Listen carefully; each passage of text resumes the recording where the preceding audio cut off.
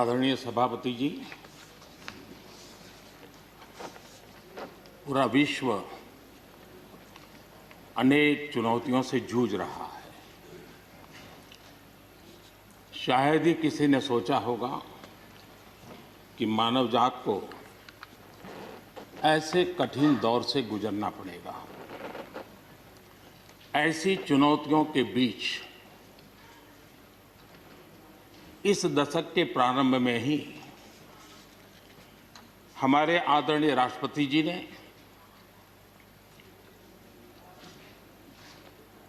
जो संयुक्त सदन में अपना उद्बोधन दिया, वो अपने आप में इस चुनौतियों भरे विश्व में एक नई आशा जगाने वाला, नया उमंग पैदा करने वाला और नया आत्मविश्वास पैदा करने वाला राष्ट्रपति जी का उद्बोधन रहा। आत्मनिर्भर भारत की राह दिखाने वाला और इस दशक के लिए एक मार्ग प्रशस्त करने वाला राष्ट्रपति जी का उद्बोधन रहा। आदरणीय सभापति जी, मैं राष्ट्रपति जी का तहे दिल से आभार व्यक्त करने के लिए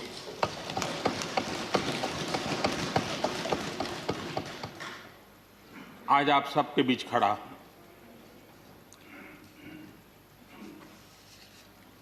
राज्यसभा में करीब 13-14 घंटे तक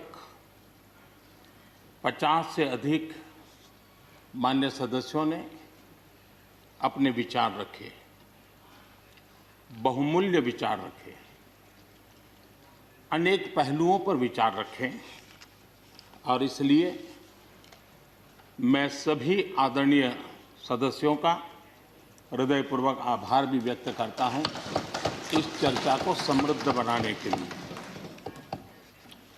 अच्छा होता कि राष्ट्रपति जी का भाषण सुनने के लिए भी सब होते तो लोकतंत्र की गरिमा और बढ़ जाती और हम सबको कभी गिला शिकवा न रहता कि हमने राष्ट्रपति जी का भाषण सुना नहीं था। लेकिन राष्ट्रपति जी के भाषण की ताकत इतनी थी कि न सुनने के बावजूद भी बहुत कुछ बोल पाए। ये अपने आप में उस भाषण की ताकत थी, उन विचारों की ताकत थी, उन आदर्शों की ताकत थी कि जिसके कारण न सुनने के बाद भी बात पहुंच गई। और इसलिए मैं समझता हूं इस भाषण का मूल्य अनेक गुना है। आदरणीय सभापति जी, जैसे मैंने कहा, अनेक चुनौतियों के बीच राष्ट्रपति जी का इस दशक का प्रथम भाषण हुआ। लेकिन ये भी सही है कि जरा पूरे विश्व पटल की तरफ देखते हैं, भारत के युवा मन को देखते हैं, तो ऐसा लगता है कि आज भारत सच्चे अर्थ में एक अवसरों की भूमि है। अनेक अवसर हमारा इंतजार कर रहे हैं और इसलिए जो देश युवा हो, जो देश उत्साह से भरा हुआ हो, जो देश अनेक सपनों को लेकर के संकल्प के साथ सिद्धि को प्राप्त करने के लिए प्रयासरत हो, वो देश इन अवसरों को कभी जाने नहीं दे सकता। हम सब के लिए ये भी एक अवसर है कि हम आजादी के 75 वर्ष में प्रवेश कर रहे हैं। ये अपने आप में एक प्रेरक अवसर है। हम जहां भी हो, जिस रूप में हो, मां भारती के संतान के रूप में इस आजादी के 75वें पर्व को हमने प्रेरणा का पर्व बनाना चाहिए। देश को आने वाले वर्षों के लिए तैयार करने के लिए कुछ न कुछ कर गुजरने का होना चाहिए। और 2047 में देश जब आजादी की शताब्दी मनाए, तब हम देश को कहां तक ले जाएंगे, इन सपनों को बार बार हमने लेते रहना चाहिए। आज पूरे विश्व की नज़र भारत पर है। भारत से अपेक्षाएं भी हैं और लोगों में एक विश्वास भी है कि अगर भारत ये कर लेगा, दुनिया की बहुतेक समस्याओं का समाधान वहीं से हो जाएगा। ये विश्वास आज दुनिया में भारत के लिए पड़ा है। आदरणीय सभापति जी, जब मैं अवसरों की चर्चा कर रहा हूं, तब महाकवि मैथिली शरण गुप्त जी की कविता को मैं उद्घोषित करना चाहूंगा। गुप्त जी ने कहा था, अवसर तेरे लिए खड़ा है, अवसर तेरे लिए खड़ा है, फिर भी तू चुपचाप पड़ा है। अवसर तेरे लिए खड़ा है, फिर भी तू चुपचाप पड़ा है। तेरा कर्म क्षेत्र बड़ा है, तेरा कर्म क्षेत्र बड़ा है, पल पल है अनमोल, पल पल है अनमोल। अरे भारत उठ, अरे भारत उठ, आंखें खोल। ये मैथिली शरण गुप्त जी ने कहा था। लेकिन मैं सोच रहा था, इस कालखंड में 21वीं सदी के आरंभ में अगर उनको लिखना होता तो क्या लिखते। मैं कल्पना करता था कि वो लिखते, अवसर तेरे लिए खड़ा है, अवसर तेरे लिए खड़ा है, तू आत्मविश्वास से भरा पड़ा है, तू आत्मविश्वास से भरा पड़ा है। हर बाधा, हर बाधा, हर बंदिश को तोड़, हर बाधा, हर बंदिश को तोड़। अरे भारत, अरे भारत, आत्मनिर्भरता के पथ पर दौड़, आत्मनिर्भरता के पथ पर दौड़।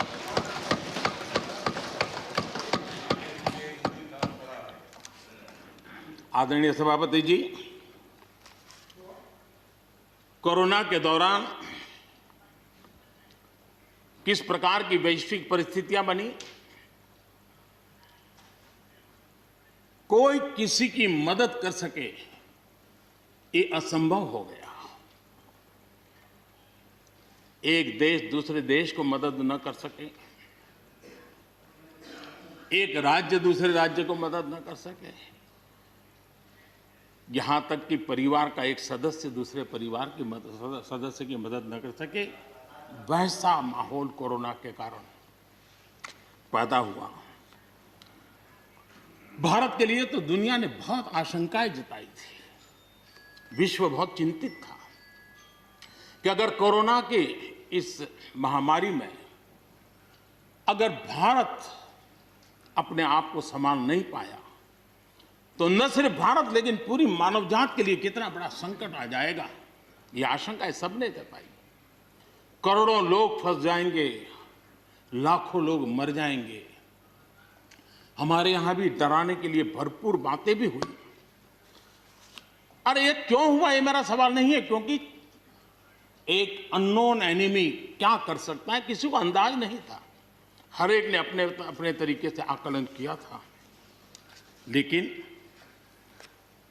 भारत ने अपने देश के नागरिकों की रक्षा करने के लिए एक अननोन एनिमी से, और जिसकी कोई पूर्व परंपरा नहीं थी कि ऐसी चीज को ऐसे डील किया जा सकता है, इसके लिए ये प्रोटोकॉल हो सकता, कुछ पता नहीं था। एक नए तरीके से, नए सोच के साथ हर किसी को चलना था। हो सकता है कुछ विद्वान सामर्थ्यवान लोगों उनको कुछ और विचार हो सकता है, लेकिन था ये कि एक अननोन एनिमी था और हमें रास्ते भी खोजने थे, रास्ते बनाने भी थे और लोगों को बचाना भी था।